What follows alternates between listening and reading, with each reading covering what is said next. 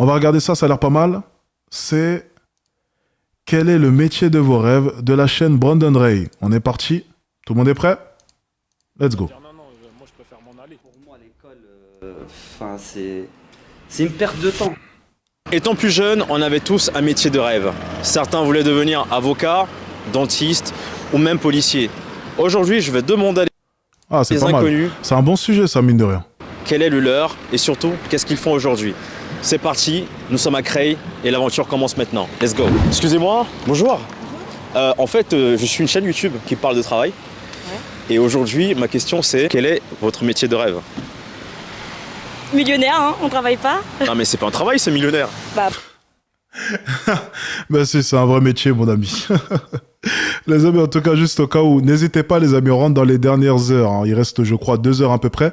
N'oubliez pas, les amis, vous avez 98 € offerts sur la formation Mon Addict 1.0. Vous avez le lien partout. Je vois que depuis tout à l'heure, ça défile. Donc, je préfère faire des call to action. N'hésitez pas, les amis, on rentre dans les derniers instants. Faites-vous plaisir, les gars. C'est le dernier jour de promotion. Let's go. pas bosser, c'est mieux. Bah oui. Pour moi, c'est bien, non? Ouais. Quel serait l'idéal pour vous? Quel serait le métier idéal Je sais pour pas. Franchement, je sais pas. Déjà, là, je vais changer de métier, je sais même pas dans quoi me lancer. Donc, C'est vrai. Vous bossez dans quoi là? je suis agent de sécurité. Vous n'avez pas encore eu un choix particulier? Bah, j'ai déjà fait beaucoup de choses, mais là, je sais plus. C'est vrai. Quel métier vous avez fait par exemple jusqu'à présent? J'ai été vendeuse, j'ai travaillé dans le bâtiment, secrétaire. Bah, j'ai fait plein de choses, hein, mais Comment c'était dans le bâtiment en tant que femme? Comment se... bah, ça va. Hein. Faut savoir ouvrir sa bouche, on va dire. C'est intéressant ça, parce qu'il pourrait y avoir des femmes qui regardent, qui aimeraient bien se lancer. Parce que vous avez quand même de l'expérience, vous avez fait beaucoup de métiers jusqu'à présent. Ah bah oui, oui, oui. Mais c'est comme dans la sécurité, hein, c'est un peu compliqué de se...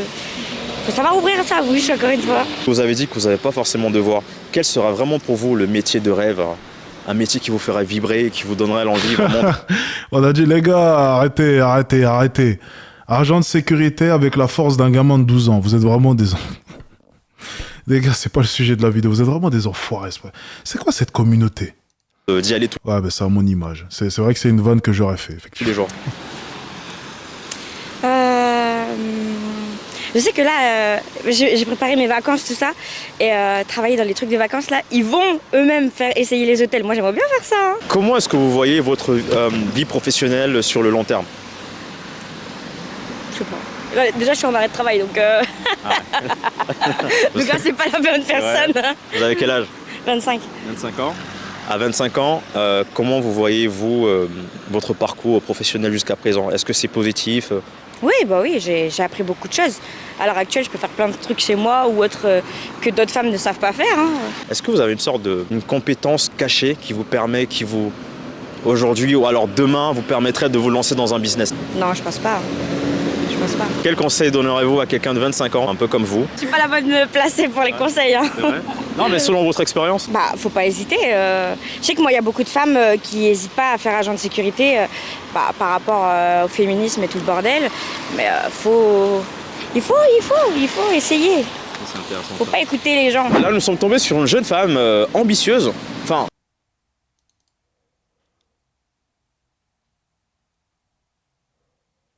Hein?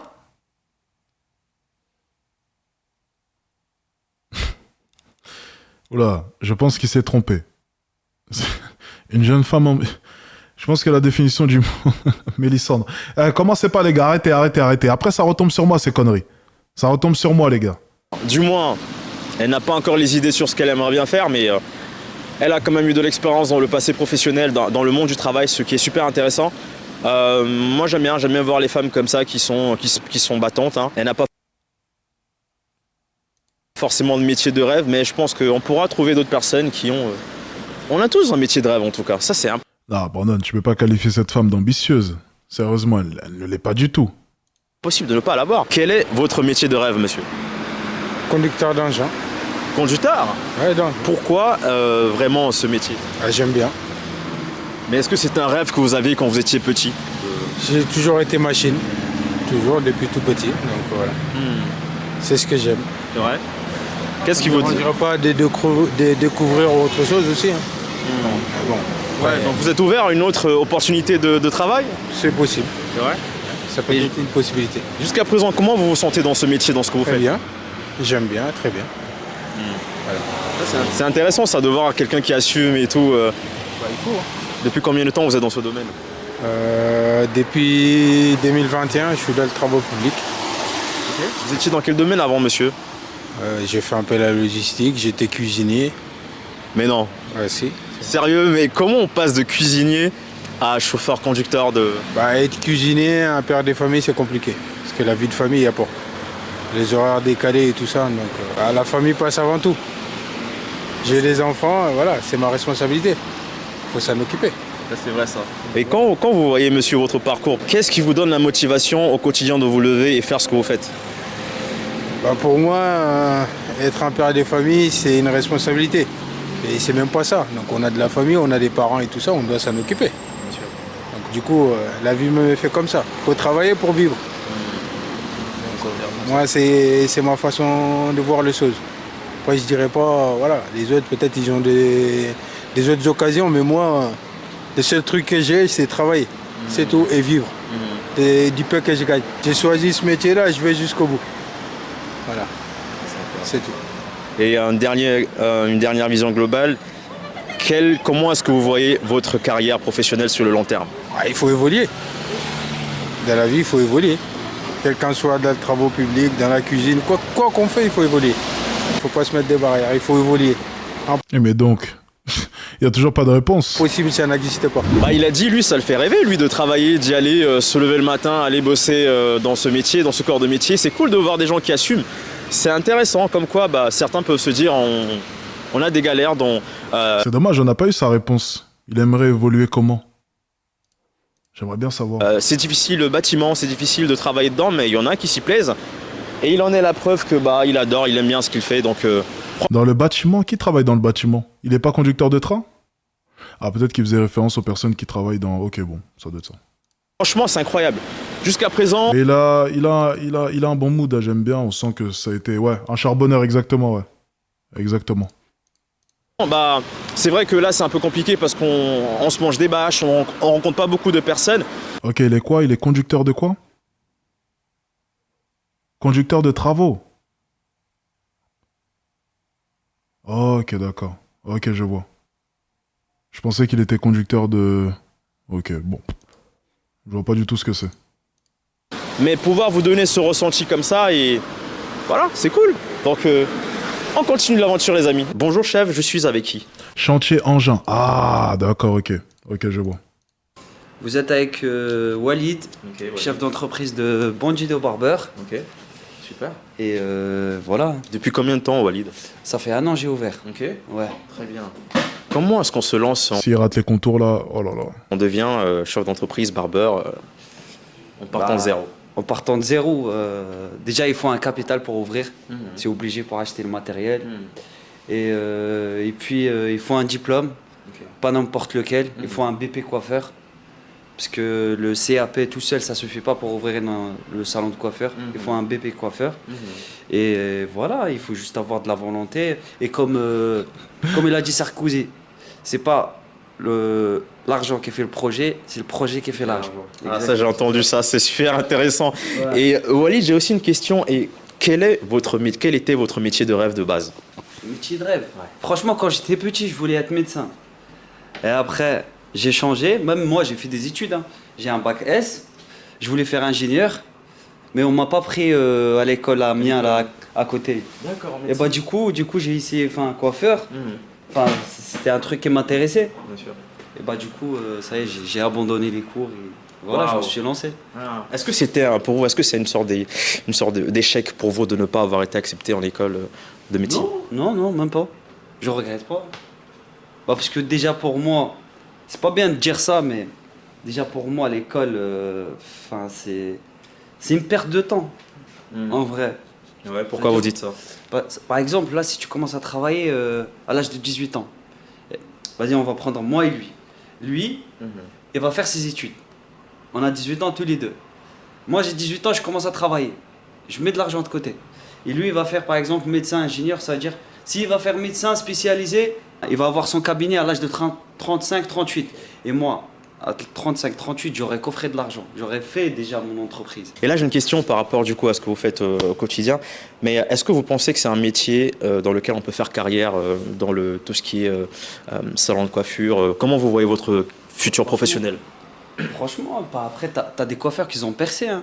Ça veut dire ils font des coupes à 10 000 euros, par exemple. Là, t'appelles c'est Benzema, les joueurs de foot. Enfin, les coiffeurs de stars. 10 000 euros la coupe? Ouais, quand même, doucement.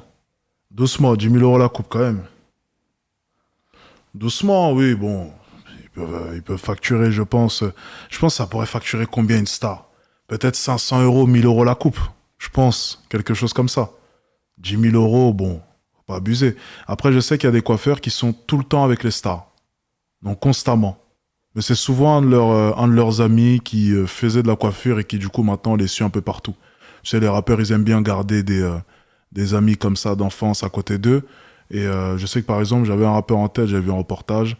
Il restait souvent, il devait recevoir un salaire chaque mois, un bon petit salaire de la part du rappeur, hein, je pense. Ouais, 10 000 euros, bon, c'est un peu abusé. C'est votre ambition? Voilà. Vous aimeriez bien? Pourquoi pas? On va essayer. Hein. Ouais, les coiffeurs de stars, ouais, c'est au mois, c'est ça, non? Parce que les stars, je crois, il y en a énormément qui se coupent une fois tous les 3 jours. Donc,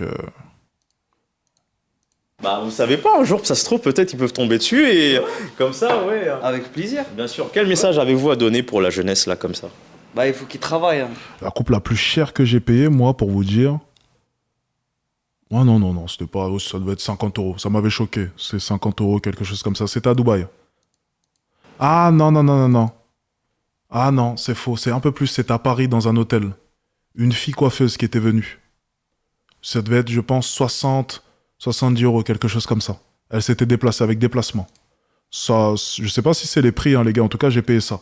70 euros, quelque chose comme ça. Et la coupe était pas super en plus. Il faut travailler. Le travail, c'est le plus important. Voilà. C'est ça le... La jean escorte. Foiré. Ouais. Ouais. C'est la clé du succès? C'est la clé. Ouais. Il faut compter sur soi-même. Et quand on a un projet, il faut y aller. Et puis voilà, c'est tout. Waouh, ça c'est incroyable. Vous avez quel âge sans indiscrétion? J'ai 25 ans. Je viens de les avoir en plus. Vous êtes jeune? Ouais. Salut les gars, je suis avec Vincent. Vincent et Taha. Tara. Ok. Bon les gars, j'ai une question pour vous deux. Quel est votre métier de rêve? Je commence par toi, Vincent. Mon métier de rêve ce serait réalisateur. Hein. Réalisateur? Ouais. Pour de vrai? Ouais, non, je suis dans l'audiovisuel. Alors que moi, je partais à Château d'Eau pour 5 euros à l'ancienne. Mais moi, je me coiffais à Château d'Eau aussi pour 10 euros. Et je l'ai fait pendant un bon moment. Hein. Je l'ai fait jusqu'à... Chaque fois que je rentre à Paris, j'allais chez le même coiffeur à Château d'Eau. Je l'ai fait jusqu'à mes 21, 22 ans. J'allais chez lui. Hein. Jusqu'à mes 21 ans, ouais, je pense, ouais. Jusqu'à mes 21 ans, j'allais chez lui. Château d'Eau, 10 euros. Je pense qu'il est encore là-bas. Hein. Il s'appelait Ken. Franchement, c'était efficace. C'était vraiment efficace. Moi, j'aimais bien aller là-bas. Ah, sérieux? Ouais. Voilà, vous voyez les gars, comme quoi, c'est intéressant. Qu'est-ce qui te donne l'envie de devenir Ouais, les filles coupent moins bien, je pense. réalisateur? Je trouve aussi, personnellement. L'envie de transmettre des émotions, tu vois, auprès du public. Proposer une œuvre, tu vois, tu délivres un message. Et puis après, si tu peux faire passer un bon moment aux gens, c'est tout l'intérêt du métier. Et toi, Tara? Je suis pareil, je travaille avec lui. Donc, Wow. mais plus sur moi, ce que j'aimerais, c'est plus sur la partie écriture. Écriture, ok. Scénariser, écrire des histoires. Nous, les filles, c'est 120 euros le coiffeur. Ouais, je sais, ouais. Et on voit même pas la différence, c'est ça le pire. C'est vraiment... Je vous ai raconté dans l'anecdote la dernière fois. Vous savez, j'ai mis du temps un peu à m'habituer aux femmes. Et la première fois, je me rappelle, la première fois que j'ai payé le coiffeur à une de mes gonzesses, je vous jure, j'étais comme ça, on était au restaurant, et c'était super drôle. On était au restaurant comme ça, je me rappellerai toujours, il y avait le Burj Khalifa derrière. Et elle me dit, tu m'as rien dit. Je dis, mais qu'est-ce qu'il y a? Elle dit, mais mes cheveux. Je dis, rien. En fait, même moi, j'avais oublié que j'avais donné de l'argent pour qu'elle fasse ses ongles et ses cheveux. J'ai regardé comme ça, je fais, ah ouais, c'est vrai, les cheveux et tout, ah ouais. Oh, les ongles, ah ouais. J'ai pas vu la différence sur les cheveux. Je sais pas ce qu'on lui a fait sur les cheveux. Très sincèrement, je ne sais pas. Mais ça coûte cher pour rien. Les ongles aussi, ça coûte super cher. Et franchement, je dois vous avouer une chose, les filles, je suis désolé, mais des fois, ça ne se voit pas. Voilà, No cap. Les ongles, je peux le voir. Ok? Moi, j'aime bien les ongles. Donc, quand je fais attention, je vais remarquer. Les cheveux, je dois vous avouer une chose, Non, franchement, non. Des fois, je ne vois pas la différence. Tout ce qui est un peu Il faut vraiment qu'il y ait une couleur ou quelque chose. Hein. plus dans l'imagination. Est-ce que vous avez des repères dans ce domaine qui vous donnent l'envie de vous lancer? Est-ce que vous avez des repères dans l'audiovisuel? Guy Ritchie, hein. Guy Ritchie. Ah, les films à l'anglaise où il y a plein d'histoires qui s'entrecroisent, etc. Nous, C'est vrai? c'est ça, c'est notre tasse de thé. D'accord. Et qu'est-ce que vous faites au quotidien pour réussir à arriver là où vous aimeriez bien arriver? Travail, 50 € pour couper les pointes.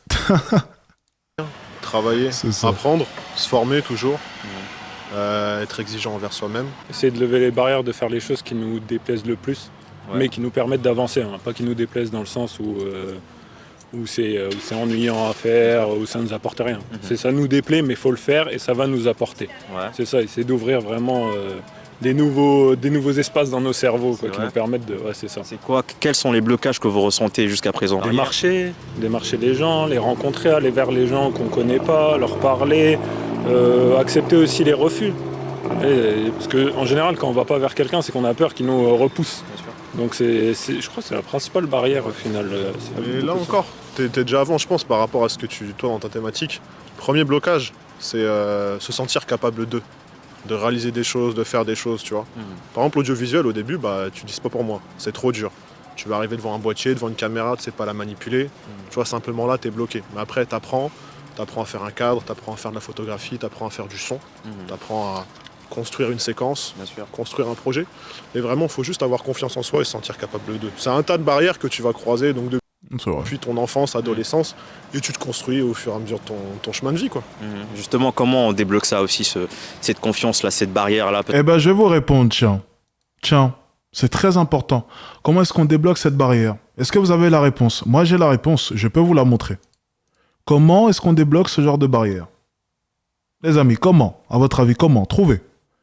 Comment fait-on, les amis? Comment fait-on? Qui a la réponse? Qui a la réponse, les amis? J'attends la réponse. Exactement. Ça tombe bien. Monnaie Addict 1.0 est là pour vous. Vous avez 98 € offerts ce soir, les amis. C'est le dernier jour de promotion là-dessus. Des gens nous rejoignent constamment. Ils nous rejoignent depuis tout à l'heure. Les amis, c'est le moment de pouvoir profiter de cette offre exclusive. Et dans cette offre exclusive, vous avez la formation Mindset. Ok, le programme Mindset. Dans le programme Mindset, on parle de tout un tas de choses. Donc, c'est en rapport avec le sujet juste avant. Je vous montre. Donc, on parle parce que c'est un des 4 programmes, il est très important. Changer son monde, la construction de la réussite, la peur de l'échec, la gestion d'échec, la vision, le pilier de la confiance en soi, le temps, ok, la société, es-tu réellement libre, la productivité, l'environnement, l'entourage, la discipline, la routine, le mindset d'un entrepreneur, les petites actions, le principe de l'effet cumulé, le fonctionnement de l'échec. Tous ces sujets-là sont abordés dans Monnaie Addict 1.0. Donc si vous êtes intéressés, les amis, n'hésitez pas. Le lien est en commentaire épinglé et dans le chat. On est reparti? Let's go. Parce que ça peut être un frein pour beaucoup de personnes. Comment vous réussissez-vous à débloquer tout ça? Il faut accepter l'échec. Je pense que c'est ça la principale chose. Il faut accepter l'échec et savoir qu'il faut du temps. Tout prend du temps. Et vraiment accepter l'échec. Pour moi, c'est ça. Si tu acceptes l'échec, vraiment, tu peux tout faire. Parce que ça va être jalonné. Pour avoir du succès, il faut un échec. Il faut des échecs. Pour un succès, il faut je ne sais combien d'échecs. Ce métier-là, c'est ce que vous pratiquez maintenant, en ce moment?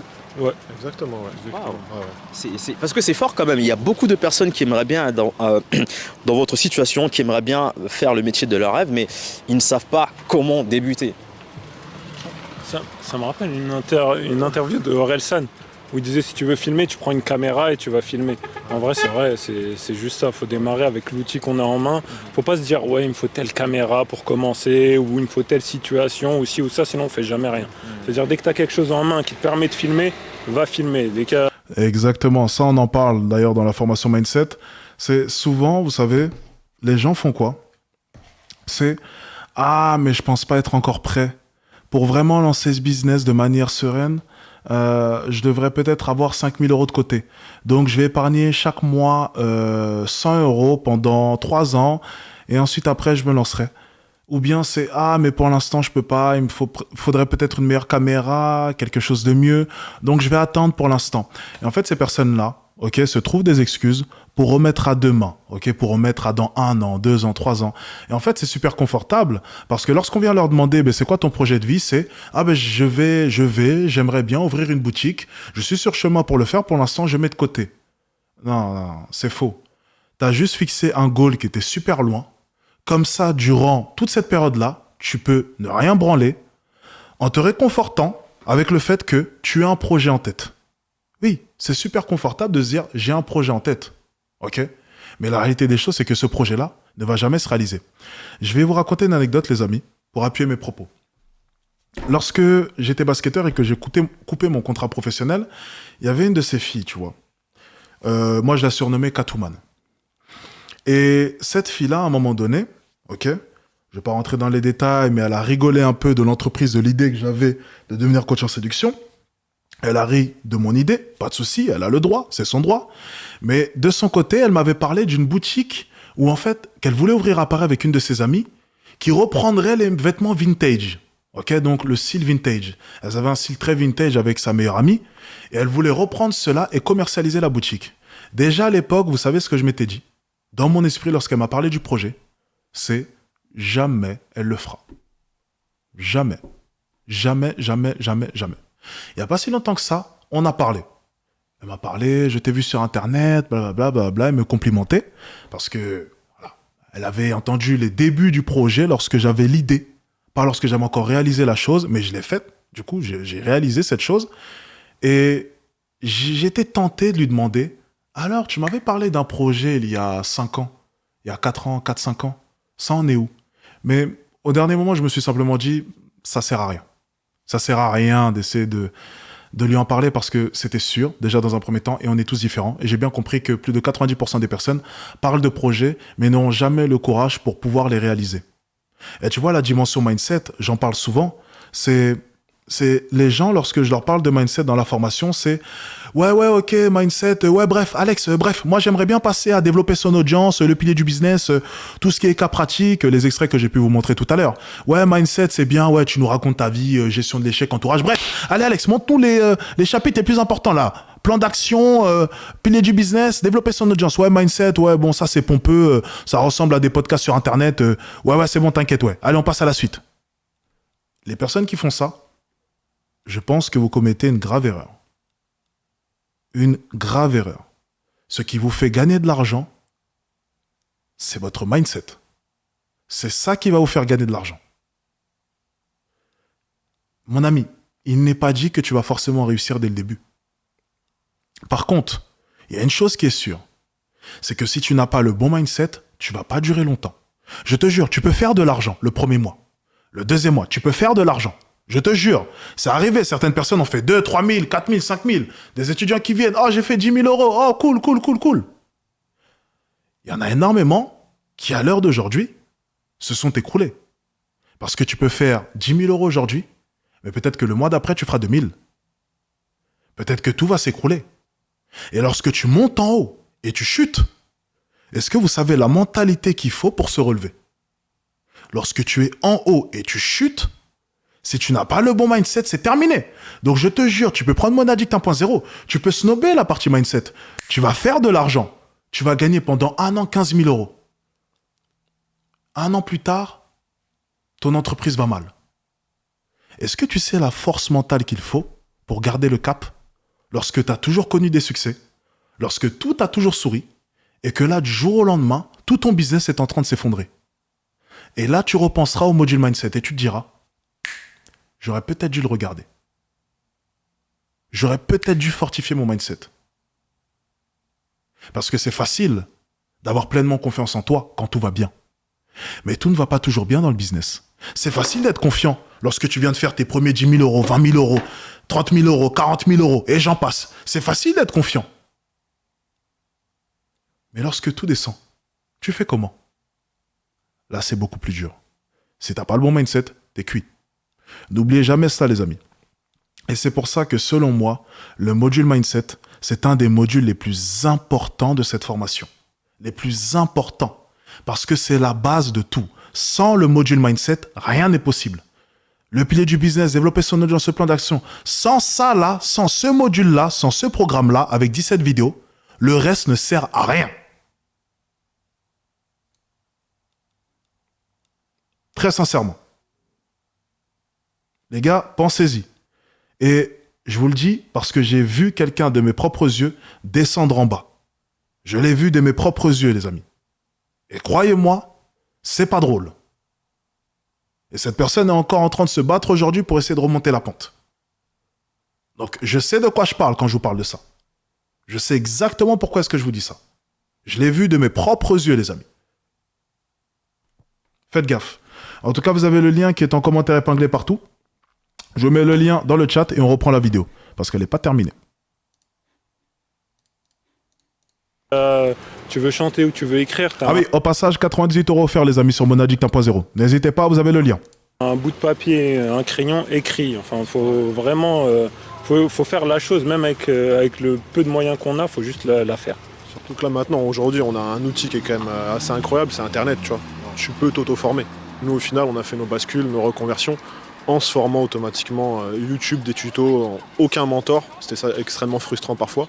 Mais heureusement, avec Internet, vraiment, tu peux te former, progresser, etc. etc. Tu vois.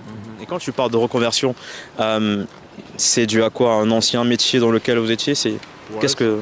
C'est ça, moi à la base je viens du marketing. Okay. Là j'étais sur un poste plus de commercial, responsable de secteur. Au bout d'un moment j'avais mal au dos, burn-out. Tu vois, bien payé, mais très peu de sens à ce que tu fais, extrême routine, très peu de créativité. Donc au bout d'un moment ton corps il te lâche.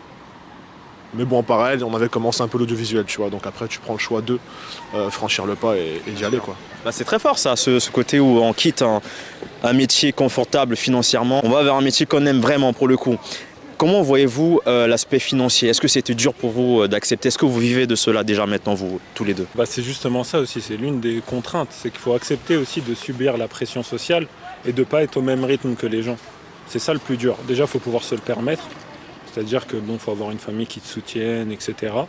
Et en plus, il faut l'accepter mentalement. Que par exemple, quand il y a tes potes qui vont aller faire des voyages ou autre, toi tu seras en train de trimer sur un truc qui va peut-être te rapporter 10% de ce qu'un travail conventionnel pourrait te rapporter. Tu vois ce que je veux dire? Mais qui te fait avancer dans toi, ta perspective et ton cheminement de vie. Tu vois. Exactement, il a totalement raison. Et pour ça, il faut du mental, les gars. Je pense que vous ne comprenez pas un peu des fois la dureté. Je me rappelle, je vous jure, les gens se foutaient de ma gueule, les gens rigolaient, je voyais les gens partir en vacances. Moi, j'avais coupé mon contrat au basket, j'avais plus d'argent. Et puis, je gagnais un peu au début avec quelques coachings. Et c'était super dur. C'était super dur. Mentalement, c'était vraiment dur. Je peux pas vous dire que c'est facile. Si vous regardez la formation Mindset, vous le savez, je montre des extraits de moi lorsque j'étais... mais je dois les avoir sur l'iPad. Je connecterai peut-être l'iPad tout à l'heure, je vous montrerai ça. Les extraits de moi d'il y a 5-6 ans. Devant la caméra, vous le voyez bien, ça se voit dans mon regard, je souffre.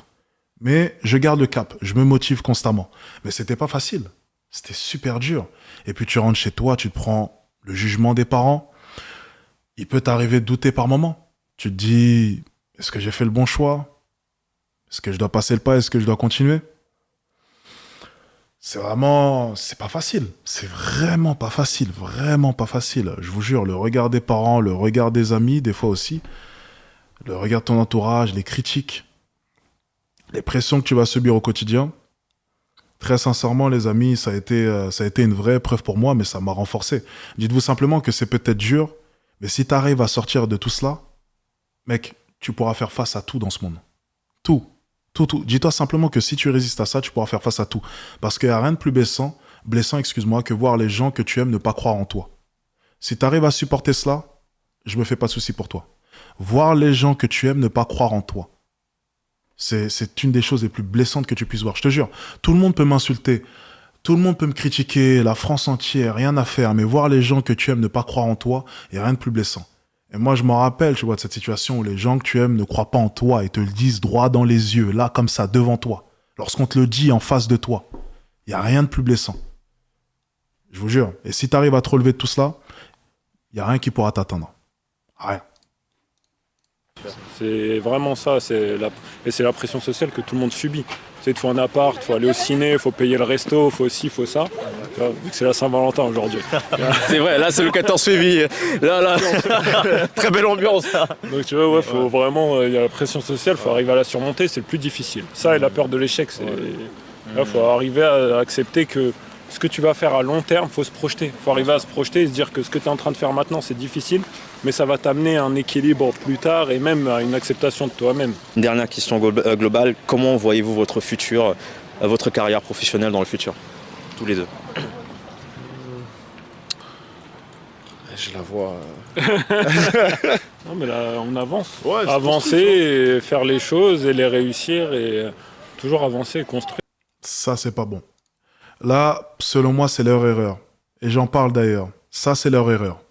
Vous savez, quelle est leur erreur, là, maintenant? Dites-moi simplement, est-ce que quelqu'un va trouver? Est-ce que le chat est activé? Ah, c'est à cause de cette fenêtre-là. Est-ce que vous avez trouvé leur erreur? Je vous laisse deviner. Quelle est leur erreur, là? Juste ici. Il n'est pas sûr de lui. Pas de motivation. Ils ont l'air motivés. Exactement. Exactement. Ils n'ont pas de... Exactement, c'est ça. C'est pas précis. C'est pas précis. En fait, tu dois savoir précisément ce que tu veux. Ça peut pas être vague. Tu dois savoir précisément la vie que tu veux. Tu dois le voir, tu dois pouvoir le toucher. Je vais vous raconter une anecdote. Quand on était dans le parking, on bossait sur la boutique e-commerce avec Kader, je prenais mon téléphone, je vous jure que c'est vrai. J'allais sur les sites de vente d'appartements, ok? J'allais sur Se Loger, des fois je regardais les appartements à Paris, et je regardais aussi les appartements à Dubaï. Je touchais les choses, je voyais les choses, je me visualisais, je disais, je veux ça. Je voyais ces appartements en Haussmann à Paris, et je me disais, je veux ça, ça, ça, ça, ça. Ma voiture de sport, et ça. Je veux absolument pouvoir rouler dans une belle voiture et avoir un bel appartement. Et je regardais les appartements. Et regardez, j'allais sur Se Loger, ok, Se Loger, tout le temps, et je regardais les appartements à Paris. Je regardais tous les appartements. Je les regardais comme ça. Ah ouais, j'aimerais bien ça. Ah ouais, je veux ça.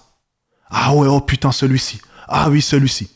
Et 1 an et demi avant que je parte à Dubaï, je m'appellerai toujours, on était en train de regarder les appartements à Dubaï avec Kader. On était en train de regarder les appartements.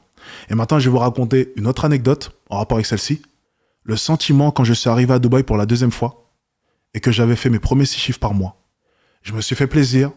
J'ai pris le penthouse à Dubaï, pour ceux qui se rappellent. Quand j'ai mis les pieds dans le penthouse, j'ai déposé tous mes sacs.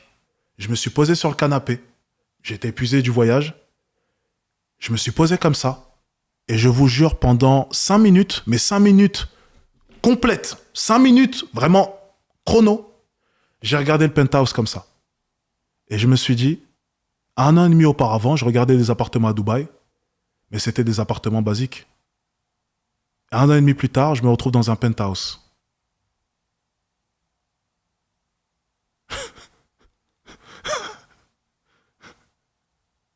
Lunaire. Lunaire. Je vous jure, le moment était lunaire. J'étais comme ça et j'avais du mal à réaliser ce qui venait de se passer. Je vous jure, j'ai essayé de faire une rétrospective sur ma vie et je me suis dit, mais à quel moment ça peut aller aussi vite? À quel moment? Et je me dis, putain, la puissance de la visualisation, la puissance de la vision, et j'en parle dans la formation. Lorsque tu vois quelque chose, tu vois cette chose et tu arrives à la réaliser. Est-ce que vous savez c'est quoi le sentiment? Juste, les mecs, le sentiment quand tu as réussi à réaliser quelque chose et que tu voyais cette chose 2, 3 ans, 4 ans, 5 ans auparavant. Lorsque tu arrives enfin à accomplir cet objectif, est-ce que vous savez c'est quoi le bien-être que tu ressens? Genre la sensation. Tu vois, à moindre mesure, lorsque tu faisais un bon match étant jeune, tu étais content. Tu étais extrêmement content. Maintenant, imagine avoir trimé pendant des mois, des heures et des heures et des heures et des heures et réaliser quelque chose. Rien que lorsque tu faisais un bon match au sport, tu étais content. Maintenant, multiplie ce sentiment-là par 10 000 lorsque tu réalises quelque chose après avoir lutté. Et on me dit souvent, Alex, qu'est-ce que tu adores le plus? Moi, je suis accro à une chose, je fume pas. J'ai jamais fumé toute ma vie. J'ai jamais fumé de drogue de toute ma vie. J'ai jamais touché à la drogue de toute ma vie. Et j'ai jamais bu de toute ma vie. De toute ma vie. Pas ne serait-ce qu'une seule goutte. De toute ma vie. J'ai jamais fumé. De toute ma vie. Ça, jamais. Jamais touché à une drogue. Jamais. Par contre, ma drogue, vous savez c'est quoi? C'est l'accomplissement. Je suis accro à ça. Je suis accro à l'accomplissement. Le sentiment d'accomplissement. C'est la chose que je chasse le plus. C'est visualiser quelque chose et arriver à l'obtenir. C'est ce que j'adore. Ça, c'est ma plus grande fierté. Très sincèrement. Enfin bon, on enchaîne sur la vidéo. Je raconte un peu trop ma vie, désolé. Faire. Être la meilleure version de nous-mêmes. Je raconte ma vie tout le temps, c'est pas possible. En vrai, c'est ça l'objectif. C'est être la meilleure version de nous-mêmes et dans les domaines qu'on apprécie. Et en aidant au maximum les gens aussi. C'est ça. Parce que dans une ville de galère. Visualise Jennifer Lawrence. Je sais pas c'est qui, ça doit être une star, j'imagine. C'est ça? Ça ira, ça m'attire pas personnellement. Si c'est une star, Hollywood, c'est pas, pour moi, c'est pas mariable ça. Ça m'intéresse pas. Quand même, faut le préciser. On est dans une ville où la dynamique elle est compliquée, où les gens ils ont l'impression d'être maudits. Vous sentez que vous avez moins d'opportunités par ici, c'est quoi? Bah, on est proche de Paris, mais en même temps super loin. Dis à quelqu'un Creil à Paris, ils vont te dire ouah c'est loin et tout, alors qu'on a 25 minutes. Ah oui, et pour revenir à ce que je disais par rapport à eux, c'est ce qui leur manque selon moi, c'est que c'est pas assez précis. C'est tu te vois où dans quelques années, tu dois le savoir. Tu dois être en mesure de pouvoir répondre exactement. Moi, lorsqu'on me posait la question, je disais millionnaire avec un bel appartement haussmannien sur Paris. C'est vrai, je répondais à chaque fois ça. Pour ceux qui se rappellent, ceux qui me suivaient sur Instagram, lorsque j'étais en séduction, lorsque je répondais en story des fois au QNR, où est-ce que tu te vois? Ben, je répondais clairement à Paris dans un putain d'appartement haussmannien. C'est exactement ce que je répondais. Je répondais Paris, appartement haussmannien. Je savais exactement ce que je voulais. Tu peux pas être là à dire, je sais pas, on verra. Non, tu dois savoir. Si tu veux réaliser quelque chose, tu dois savoir ce que tu vises. Tu dois savoir exactement où tu veux aller. Sinon, tu vas nulle part. Minutes de train. Tu vois, et va dire à quel... Et surtout, le fait de savoir précisément ce que tu veux, ça te permet de pouvoir t'adapter. Je m'explique. Si tu me dis que dans 5 ans, tu veux devenir multimillionnaire et avoir 20 millions sur ton compte en banque, mais forcément, tes actions au quotidien, elles vont s'adapter. Par contre, si tu me dis que dans 5 ans, tu aimerais bien être libre financièrement, ça veut rien dire. Ça veut dire que dans 5 ans, tu peux avoir 50 000 euros sur ton compte en banque, être autodidacte, gagner 5 000 euros par mois et t'es libre. Tu peux faire à peu près ce que tu veux, te faire plaisir de temps en temps, ça veut rien dire. C'est pour ça que c'est important d'avoir un objectif qui est précis. Ça veut rien dire être libre financièrement dans 5 ans. Ça veut rien dire. Ça veut rien dire. Par contre, si tu me dis 20 millions, là, tu sais très bien que tes actions vont être totalement différentes. Et j'en parle d'ailleurs dans la formation Mindset. C'est super important d'être précis avec ce que tu veux dans ta vie. C'est super important. Quelqu'un de Creil, essaie de progresser ici, il va te dire non, moi je préfère m'en aller. Les gens ils fuient. Les gens ils fuient ou ils reviennent ici juste pour dormir. Donc ouais, créer de la dynamique ici et montrer aux jeunes qu'on peut y arriver aussi, c'est important. C'est vraiment un témoignage exceptionnel, je pense, parce que les gars, ils avaient des métiers qu'ils ont quittés pour réaliser leur rêve, devenir réalisateurs, donc des futurs producteurs de films, voilà.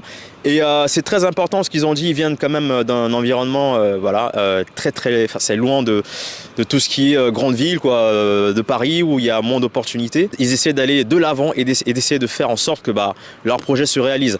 C'est quand même très fort, c'est risqué. Comme ils ont dit, il faut avoir quand même une famille qui les soutient, etc. Heureusement, ils l'ont. Moi, ce que je peux dire en tout cas, c'est que c'est beau de rencontrer des personnes comme ça qui ont un rêve, une ambition et qui le mettent en pratique. Et pour cela, je leur souhaite vraiment beaucoup de courage. Et nous, l'aventure, ça continue, les amis. Alors, il y a une question qui est super intéressante. Je suis désolé de faire des coupures, les gars. Veuillez m'excuser. Dans tous les cas, c'est une vidéo réaction. Si vous voulez regarder la vidéo seule, vous allez sur YouTube. Je vais répondre à un commentaire qui est super intéressant. Tu as vécu comment l'échec de ne pas être à l'NBA? C'est pas un échec. Je vais vous expliquer. En fait, tu dois fixer un objectif au-delà de ton business. Je m'explique. Un business, c'est pas du 100% sûr. Lorsque je me suis lancé dans le basket, c'était pour quelle raison? Pour ceux qui se rappellent. J'avais 13 ans à l'époque. Je vais refaire mon histoire. Je suis désolé les gars, je parle beaucoup, je suis désolé. Pourquoi est-ce que j'ai commencé le basketball? Alors, moi comme vous le savez, lorsque j'étais jeune, j'ai joué aux échecs. Ok, c'était vraiment ce que j'adorais. Bref. Ensuite après, j'ai arrêté. Et ensuite après, je ne faisais rien. Niveau sport. Lorsque j'avais 13 ans, j'étais au collège et j'ai ramené un énième mauvais bulletin. Ok? À la suite de ce mauvais bulletin, pour ceux qui se rappellent, mon père a fait quoi? Il m'a emmené à son travail. Lorsque je suis allé à son travail, je l'ai vu bosser le soir, c'était à 3h du matin, j'avais cours le lendemain. Et plutôt que de me frapper, il a voulu me montrer ce qu'il faisait au quotidien pour faire en sorte que j'ai de quoi manger dans mon assiette. En voyant cette scène-là, je me suis dit une chose. C'est que j'allais devenir riche. À partir de là, dans mon esprit, je n'avais qu'un seul objectif, c'était devenir riche. Quelques mois plus tard, j'avais mes 14 ans et je me suis mis en tête de devenir riche. Le problème, c'est que je viens d'un quartier. À cette époque-là, j'avais pas votre chance. À vous les jeunes. C'était il y a plus de 10 ans maintenant. Il y a 12 ans. 11-12 ans. Il n'y avait pas de vidéo internet business. Du moins, c'était pas du tout connu. Il n'y avait pas de business. Il n'y avait pas de formation. Il n'y avait pas de quoi là. Il y avait rien en fait. Tu pouvais taper comment faire de l'argent, mais c'était vague. Enfin, il y avait rien. C'était pas l'époque des formations, des trucs où tu pouvais te former sur internet. Il y avait rien. Donc la seule issue que j'avais, c'était quoi? C'était le sport. Donc on m'a toujours dit que j'étais grand. Je me suis dit, ok, je vais devenir riche, je vais faire du sport. Et du coup, je me suis mis en tête que j'allais devenir riche en faisant du basket. Mon but, c'était de devenir riche. C'était pas dans l'NBA. Le but, c'était l'argent. Et forcément, pour devenir riche, il fallait que j'aille à NBA. Donc, forcément, c'était lié. Mais la NBA en soi, je m'en fichais. Moi, ce qui m'importait, c'était l'argent qu'elle pouvait me permettre de pouvoir générer. Mais le basket en lui-même, j'avais aucune attache là-dessus. Moi, c'était devenir riche. C'était ça mon but. C'était ça mon vrai but. Donc, en fait, ce que je vais vous conseiller, et j'en parle d'ailleurs dans la formation, d'ailleurs, j'en parle, c'est dans quel chapitre? Bref, on s'en fiche, mais c'est dans le mindset, bien entendu. Bref, c'est pas grave. J'en parle dans tous les cas dans la formation. Le plus important, écoutez bien, c'est de fixer un goal au-delà de votre business. C'est-à-dire, si tu veux faire un jour dans ta vie 10 millions d'euros, ne dis pas « je veux que ma marque de vêtements génère 10 millions d'euros ». Ne dis jamais ça. Dis plutôt « je veux faire 10 millions d'euros ». La marque de vêtements, on s'en fout. Tu ne dois pas avoir d'attache vis-à-vis de ton business. C'est la pire des erreurs. Et j'en parle dans la formation Mindset. Une des pires erreurs que tu puisses faire, c'est avoir une attache émotionnelle vis-à-vis de ton business. Le problème de la plupart d'entre vous, c'est que vous commettez énormément d'erreurs dans vos business parce que vous êtes attaché émotionnellement. Mais c'est pas de votre faute. Parce que quand tu démarres ton business, c'est un peu comme ton petit bijou. Tu sais? Parce que tu occupes à peu près tous les postes. Tu es à la fois le comptable, tu es l'acteur principal de l'entreprise, tu es le manager, enfin, tu fais tous les postes. Et forcément, tu investis tellement de temps dans ton business que c'est dur de prendre de bonnes décisions sans être forcément impacté par le fait que tu as une attache émotionnelle vis-à-vis de celui-ci. Et donc, vous êtes trop attaché émotionnellement et donc, par moment, vous ne prenez pas les bonnes décisions et vous ne savez pas quand arrêter ou quand drastiquement changer de stratégie. Par exemple, si tu passes 6 mois à faire une tâche dans ton business et que c'est la mauvaise, eh bien peut-être qu'au bout de 6 mois, tu n'auras pas le recul nécessaire pour te dire peut-être que j'ai fait de la merde pendant 6 mois. Tu seras tellement attaché émotionnellement que tu te diras ça va forcément marcher un jour. Mais peut-être que si tu avais un PDG par exemple, il aurait pu voir cette situation-là avec un œil externe et te dire je pense que tu as pris la mauvaise décision. Mais tu passes tellement de temps dans ton business que tu ne veux pas le lâcher. Et c'est pour ça que vous voyez des amis à vous, ça va faire maintenant 5 ans, 6 ans qu'ils ont des marques de vêtements et ça n'avance toujours pas. Ils n'ont toujours pas changé les stratégies. Ils ne veulent toujours pas arrêter, peut-être changer de business. Non, ils ne veulent pas. Parce qu'ils ont passé tellement de temps dans ce business et ils veulent tellement que ça réussisse. Ils se sont promis que ça allait réussir que les mecs ne peuvent tout simplement pas rebrousser chemin. Mais j'ai développé une vidéo qui est super intéressante et je dis une chose. C'est que l'échec peut t'aider au succès. C'est-à-dire que par moment te dire « j'ai échoué », ça peut être la meilleure décision. J'ai échoué. J'abandonne pour cette fois. J'abandonne ce business, pas mon goal. C'est pas le bon moment. Et ça, c'est super dur à faire. Savoir quand arrêter. Et ensuite, enchaîner. Et ensuite, ma vision du business, elle est simple. C'est que c'est des probabilités. Même si t'es pas un génie. Moi, j'étais pas un génie. Au bout d'un moment, si tu tentes d'enfoncer 10 portes, tu finiras par en ouvrir une. Et j'en parle dans la formation Mindset. Si tu tentes d'enfoncer 10 portes, il y en a forcément une qui va s'ouvrir. Forcément. C'est obligé, c'est des probabilités. Par contre, la dimension du mindset, elle est super importante parce que, imaginez 10 portes là maintenant devant vous. Si tu réussis, mais qu'à partir de la 6e porte, mais que tu passes à chaque fois 2 ans sur chaque porte, tu mets combien de temps avant de réussir? Vous comprenez? L'importance de l'exécution. J'en parle dans la formation. Savoir quand arrêter. Ça veut dire qu'une personne qui sait quand arrêter, au bout de quelques semaines, elle sait si ce business est intéressant ou non à continuer. Et elle peut directement enchaîner. Ensuite, il y a une autre dimension. Déjà, il faut savoir quand arrêter pour pouvoir enchaîner sur un autre business. Mais en plus de cela, il faut la force mentale nécessaire pour accepter d'avoir échoué et enchaîner sur un autre business. Et ça, c'est extrêmement dur. C'est pour ça que la plupart des personnes ne réussissent pas. Et c'est d'ailleurs pour ça que quand on regarde les pourcentages, combien d'entrepreneurs arrêtent dès la première année, les pourcentages sont très élevés. D'où l'importance du mindset. N'hésitez pas, en tout cas, vous avez le lien en commentaire épinglé, vous avez le lien dans le chat C'est jusqu'à minuit, les amis. Vous avez 98 € offerts sur Money Addict 1.0. C'est pour vous, c'est cadeau.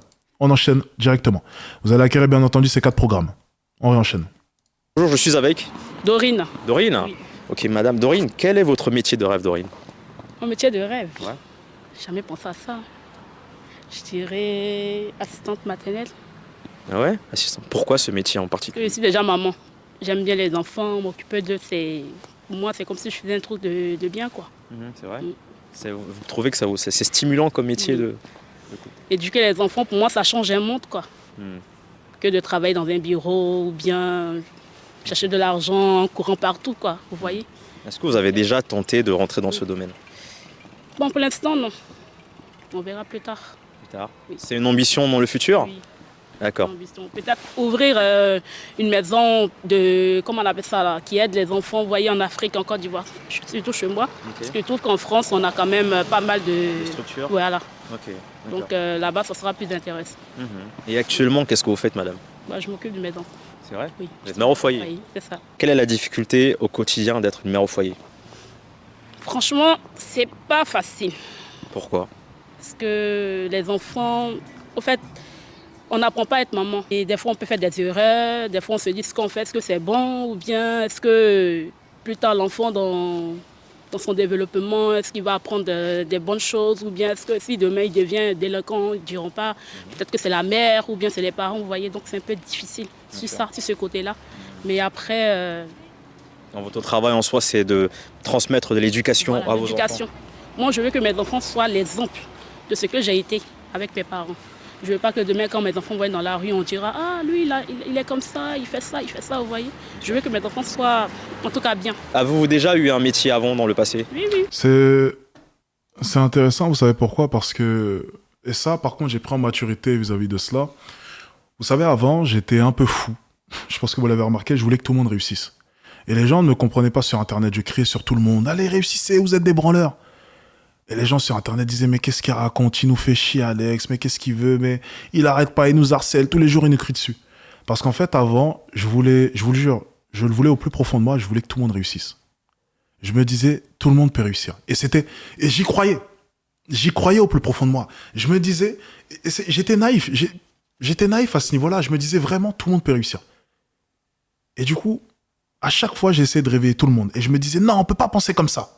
On peut pas penser comme ça. Non, non, non, non, non. Tu dois penser plus haut, voir plus haut. Et j'ai pris énormément de maturité là-dessus. Et j'ai compris une chose avec le temps. C'est que tout le monde n'est pas fait pour réussir. Tout le monde n'a pas le mental pour réussir. Tout le monde n'a pas de hautes ambitions.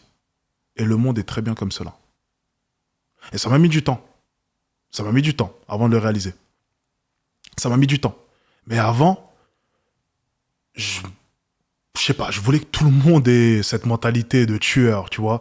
Je voulais que tout le monde soit comme moi, mais tu peux pas espérer que le monde soit comme toi, ça n'a pas de sens. Si le monde était comme moi, il y aurait rien sur Terre, il y aurait pas de producteurs, on n'aurait même pas de quoi remplir nos assiettes. Parce que personne voudrait... Enfin, vous m'avez compris. Et j'ai pris en maturité là-dessus, tu vois. J'ai pris en maturité là-dessus. On est tous faits différemment, et cette femme est utile dans la société. Ce type de mentalité-là, c'est même bien plus utile que la mienne, pour le coup. Donc, j'ai pris énormément de maturité là-dessus. Et pourquoi est-ce que je vous dis ça? Parce que je vois beaucoup d'entrepreneurs qui perdent leur temps à essayer de raisonner leurs amis. Mais des fois, vous devez simplement admettre que vos amis ne sont pas faits pour ça. Des fois, vous perdez du temps alors que vous-même, vous êtes dans le dur. Vous perdez du temps à essayer de réveiller vos amis depuis 1 an, 2 ans. C'est une perte de temps. S'il veut avoir le déclic, il aura le déclic. Mais ça peut peut-être te faire mal, mais je vais te le dire. Ton ami est peut-être pas fait pour réussir. Peut-être que c'est pas fait pour lui. Peut-être qu'il aura jamais le mental pour. Jamais la conviction. Jamais. Et des fois, tu sais, tu veux réveiller ce mec-là, tu veux le réveiller. Tu lui dis, vas-y, fais, vas-y, tu peux. Vas-y, fais, vas-y, tu peux. Non, il peut pas. Il peut pas. Et ça, j'ai mis du temps à l'admettre. Ça a mis énormément de temps. J'ai mis du temps à l'admettre. Il peut pas. C'est comme ça. J'ai fait un bac professionnel dans tout ce qui est commerce. Je ne sais pas si vous voyez les gens qui travaillent dans les magasins. Vendeuses. En tant que vendeuse, oui. J'aimais bien, mais bon, c'était un peu fatigant. Parce qu'il fallait ranger, il fallait accueillir le client et ça, c'est pas trop pour moi. D'accord, ok. Donc pour faire un métier qui est beaucoup plus, qui vous passionne et Voilà, qui soit moins me physique. passionne et qui me permet d'être vivante, quoi. Bien sûr. Voilà. Donc c'est pour ça que le côté de s'intéresser vraiment aux enfants, s'occuper des enfants, ça me... Bien sûr. Voilà. Ouais. Si un jour je suis pas là, on dira, bon voilà, telle femme, elle a fait ça, elle a créé telle chose, vous voyez. Bien sûr. Voilà. Et actuellement, financièrement, est-ce que vous réussissez à vous en sortir en tant que... Ça va. Ça va? Franchement, ça va. Je fais des économies. Très Ah bien. oui. Ah, c'est super Comme ça. les parents, il faut toujours mettre de côté, il ne faut pas dépenser comme ça. Donc, de ce côté-là, ça passe. Très bien. Ouais. Et comment vous voyez votre carrière professionnelle sur le long terme? Quelle est votre situation? Comment la voyez-vous? Bon, pour l'instant, comme je vous disais, moi, je m'ambitionne plus vers l'Afrique. Ok, d'accord. Vers chez moi, en Côte d'Ivoire. Et en France, comment vous la voyez? En France, je me dis, on est dans un système, on travaille pour ne pas être récompensé derrière. Je ne sais pas comment je vais vous expliquer ça. Tu travailles, tu paies les impôts, tu ne vis pas trop, tu vois. Bon, excusez-moi, vous voyez, D'accord. on ne vit pas. Donc moi, si vraiment là, en tant que mère, si je peux donner une éducation à mes enfants, je peux. Si je peux travailler, je préfère travailler en Afrique. Elle a raison. Du coup, tu te considères comme malveillant aujourd'hui ou c'est juste être réaliste? Non, je pense que ouais, je suis juste réaliste. En fait, je parle avec une personne 2 secondes, maintenant je sais. Je sais si elle peut, je sais si elle peut pas. Je sais si elle a la volonté, le potentiel, je le sais tout de suite. Donc je me mens plus. Peut-être qu'avant, j'étais un peu dans le déni peut-être vis-à-vis de ça. Au fond de moi, je pense que je le savais, mais j'essaie de me convaincre que certaines personnes pouvaient, alors qu'au fond de moi, je savais qu'elles n'avaient pas forcément les armes. Mais j'essaie de me convaincre, tu vois, peut-être. Et maintenant, je suis bien plus honnête vis-à-vis de ça, mais ça m'a valu aussi le fait que certaines personnes m'ont tourné le dos, entre guillemets, mais j'étais honnête. Et j'ai simplement vu la vérité en face et j'ai arrêté de rentrer dans le déni et j'ai agi comme un vrai businessman parce que certaines de mes actions ne correspondaient pas à un vrai businessman. J'ai fait certains gestes que j'aurais jamais dû faire. J'ai donné de l'argent à certaines personnes alors que j'aurais peut-être pas dû parce que je me disais simplement, écoute, voilà, je gagne beaucoup d'argent, je gagne très bien ma vie. Tiens, ça me dérange pas de donner ci, de donner ça. Mais maintenant, j'agis vraiment comme un businessman et si je ne vois rien, je ne donne pas. Voilà, c'est aussi simple que ça. Si je ne vois pas de potentiel, si je n'y crois pas, si vraiment j'analyse de manière froide en tant que businessman, je ne vois rien, je ne donne pas. C'est aussi simple que ça. Et depuis que je fais ça, tout va bien. Quand j'avais pas cette mentalité-là, j'ai eu beaucoup de galères. C'est drôle parce que j'aurais jamais pensé avoir des galères parce que j'ai prêté de l'argent à un tel ou un tel. Tu vois, j'aurais jamais pensé que donner de l'argent ou bien essayer d'aider quelqu'un, ça allait se retourner contre moi. J'ai toujours pensé que si tu essaies d'aider quelqu'un, même si peut-être que tu ne le fais pas de la bonne manière, mais tant que tu essayes d'aider, tu donnes, tu essayes, on allait toujours te récompenser en quelque sorte à la fin en disant merci. J'aurais jamais pensé que même en donnant, des fois on puisse te dire je trouve que tu n'as pas donné assez. Tu vois, j'aurais jamais pensé toute ma vie, un jour me dire, j'envoie de l'argent, je donne de l'argent et on me dit ouais, il aurait pu... J'entends des échos, on n'est pas venu me le dire directement, comme quoi j'aurais pu donner plus. Ou bien... Bref. Écoutez, c'est la vie, c'est comme ça. Mais maintenant, j'ai appris. J'ai l'expérience là-dessus. Et je sais comment gérer mon argent et comment faire maintenant, tu vois. Mais c'est l'expérience dans tous les cas. Je pense que toute personne qui commence à faire de l'argent au début fait ce type d'erreur-là. Et puis après, au fur et à mesure, le plus important, c'est de comprendre tes erreurs et de t'adapter. C'est un résumé de la vie. Tu fais des erreurs, t'apprends tes erreurs et t'essaies de ne pas les reproduire. Voilà, c'est aussi simple que ça. Mais les erreurs font partie de la vie, font partie du business. Donc c'est tout à fait normal. Ouvrir mon centre, m'occuper des enfants et puis... Monsieur, bonjour, comment allez-vous? Bonjour. À peu près. C'est vrai, à peu près? Pourquoi à peu près? Pourquoi à peu près? C'est quoi ça? Alors nous sommes une chaîne YouTube qui parle de motivation, Oui. réussite, travail et de faits socio-économiques aussi. Mais aujourd'hui, on s'intéresse à un sujet intéressant qui est quel est votre métier de rêve, monsieur? Ah, mon métier de rêve, mais c'est celui que j'ai fait finalement. C'est vrai. C'était quoi, monsieur? J'étais chercheur. Chercheur? Oui. D'accord. Quel était le rêve pour vous dans ce métier? C'était quoi Qu'est-ce qui vous stimulait de plus? L'accumulation de connaissances, contribuer au développement des connaissances scientifiques, puis l'intérêt personnel, ça me faisait plaisir. Le travail que je faisais me faisait plaisir. Lire, étudier, et puis enseigner aussi. Enseigner, monsieur. Vous savez que monsieur, c'est ce que vous êtes en train de dire, c'est exceptionnel. Pourquoi? Parce que très peu de personnes font leur métier de rêve, alors que vous l'avez réalisé. Qu'est-ce que vous dites? Vous en pensez quoi de cette situation? Que j'ai été privilégié, que j'ai eu beaucoup de chance. Oui, et je souhaiterais que ça soit le cas pour beaucoup. Et vous, monsieur, en ce moment, vous êtes à la retraite, je suppose, c'est ça? Oui. Est-ce que ça vous manque un petit peu, sachant que c'est un métier de rêve pour vous? Est-ce que ça vous manque de pratiquer? Alors, ça me manque, oui, mais je compense en continuant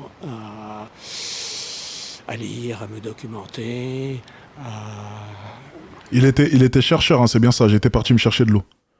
C'est chercheur, je crois, j'ai entendu dans le casque. avoir quelques contacts avec mes anciens collègues, par exemple ceux qui étaient un peu plus jeunes que moi. Voilà. On peut. Encore un autre avantage de ce métier, c'est qu'après la retraite, on peut quand même continuer à garder le contact. Et je peux savoir votre âge, monsieur, si sans indiscrétion? 81. 81 ans. Waouh! Il faut aussi savoir, pour éventuellement les jeunes qui voudraient s'engager dans une carrière de recherche, que c'est extrêmement prenant. Il faut vraiment se consacrer beaucoup de temps à ce travail. C'est pas j'ai fini à 5 heures ou à 6 heures le soir, je rentre et je fais autre chose.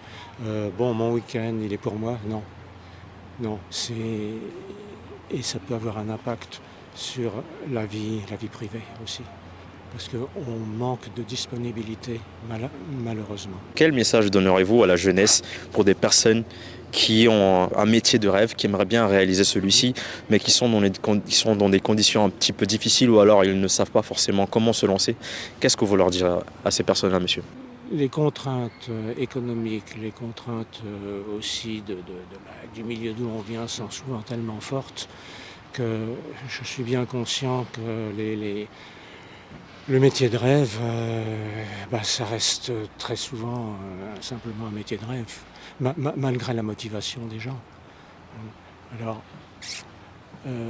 peut-être ça doit dépendre très spécifiquement du type du métier qu'ils envisagent. Je crois qu'on est encore loin d'un état des choses où l'égalité des chances est respectée vis-à-vis justement de ceux qui ont un métier de rêve, mais trop souvent c'est pas pour eux. Et globalement, monsieur, est-ce que vous êtes heureux dans votre vie, monsieur, actuellement? Oui, plutôt. Oui. Et encore une fois, c'est dû à mon statut de privilégié dont je suis conscient. C'est la fin de la vidéo, les amis. J'aimerais juste revenir sur quelque chose, un point selon moi qui est intéressant. Et j'y ai pensé comme ça. Ouais, ce monsieur-là, il a 81 ans. Et oui, il parle pour son époque, je pense, ouais. À l'heure d'aujourd'hui, c'est différent. À l'heure d'aujourd'hui, c'est différent. Juste, imaginez-vous maintenant, il a 81 ans. Imaginez-vous maintenant à son âge. Et juste imaginez, et je vous jure, il y a une vidéo comme ça. Je pense que c'était une vidéo de Brandon aussi, qui était très bien, où il avait interviewé des personnes âgées, justement. Et une personne a parlé de regrets. Et elle a dit, j'aurais aimé. Et le j'aurais aimé, c'est terrible, ça s'appelle le regret. Imaginez-vous là maintenant à 81 ans, on vous interviewe. Vous n'avez jamais rien tenté. Vous n'avez pas saisi les opportunités. Vous n'avez pas poursuivi vos rêves. Et on vous interviewe. Et on vous demande quel était votre rêve étant jeune. Est-ce que vous savez le mal que vous allez ressentir en repensant au fait que étant jeune, peut-être que il ne fallait pas écouter votre famille, il fallait tenter? Est-ce que vous savez le mal que vous allez ressentir quand vous allez vous dire « Imagine si j'avais essayé. Imagine juste si j'avais tenté. Imagine si, le imagine si. » ça va vous briser le cœur. À moindre mesure, je m'en rappellerai toute ma vie. Lorsque j'étais jeune et que j'avais pas osé aller parler à cette fille, et que 1 an après, on était dans la même classe au collège, j'ai déjà raconté cette anecdote plein de fois, et que cette fille-là m'a avoué le fait que déjà 1 an auparavant, lorsqu'elle me voyait dans les couloirs, on n'était pas dans la même classe 1 an auparavant, elle me trouvait déjà mignon. Je me suis senti tellement débile de me dire que j'avais peur d'aller lui parler pendant 1 an, alors qu'en fait, elle m'appréciait déjà. Et je me suis dit, alors que pourtant j'étais au collège, mais la maturité d'esprit qu'il a fallu pour ça, je me suis dit simplement, imagine maintenant si même cette année-là, je n'avais pas été dans sa classe. Du coup, j'aurais vécu comme cela, sans même savoir qu'il y avait une opportunité à saisir. Et pourtant, j'étais au collège à cette époque-là. J'ai pris une décision, c'est de ne jamais reculer. Et il y a une chose qui est incroyable, c'est que depuis mes 13 ans, ça va faire maintenant du coup 12 ans, je ne serai même pas en mesure de vous nommer un seul de mes regrets. Ça va faire maintenant 12 ans de ma vie que chaque fois que j'ai vu une gonzesse à qui est-ce que je voulais aller parler dans la rue, j'y suis allé. Chaque fois que j'ai voulu faire quelque chose et que j'y croyais, je l'ai fait. Chaque fois que j'ai voulu quelque chose, je suis parti le chercher. Ce n'est pas pour autant que je l'ai eu. Ce n'est pas pour autant que j'ai eu tout ce que je désirais. Non, mais j'ai fait le chemin. Je n'ai jamais regretté le fait d'échouer. Jamais. Jamais, jamais, jamais, jamais. J'aurais regretté le fait de ne pas avoir essayé plutôt. Et depuis mes 13 ans, je ne me rappelle pas. Je ne serais même pas en mesure de pouvoir vous nommer ne serait-ce qu'un seul de mes regrets. Et j'ai vécu comme cela maintenant depuis 12 ans. Ça va faire 12 ans que je ne regrette rien. Et je suis super fier de le dire. 12 ans de ma vie, sans regret. Et je compte continuer à vivre comme ça. C'est super important. Super important. Enfin bon. Pensez à tout cela, les amis. Essayez de vous projeter comme cela. Essayez de vous projeter à 81 ans. Voilà. Je sais pas. Moi, à 81 ans, si jamais je vis jusqu'à 81 ans, j'aimerais vraiment pouvoir dire, j'ai tout fait. J'ai tout fait. J'ai tout essayé. J'étais jeune. Je m'imagine en vieux papy comme ça. On vient m'interviewer et je dis, écoute, j'étais à Dubaï. J'ai tout fait. J'ai construit ci, j'ai fait ci, j'ai tenté ci. J'étais connu à l'époque. Les jeunes m'aimaient bien. Je motivais les jeunes. J'avais ouvert une académie étant jeune en séduction qui avait super bien fonctionné sur Paris. À l'époque, j'aidais les hommes à draguer des filles. J'aurais tellement d'anecdotes à raconter. Déjà, là, rien que maintenant, j'ai 25 ans, j'ai tellement d'anecdotes à raconter. Alors, j'imagine même pas 81 ans. Et je serais tellement content de raconter mes anecdotes à mes petits-enfants avec plein de fierté. Et mes enfants pourront aller sur YouTube, sur Internet et revoir tout cela. Regarder mon chemin, aller sur mon Wikipédia, voir ce que j'ai pu réaliser. Et là, je serais fier. Voilà. Tu vois? Là, je serais content. Bref, c'est ma mentalité, dans tous les cas. En tout cas, les amis, vous avez le lien pour mon Addict 1.0, comme vous l'avez compris, qui est disponible dès maintenant.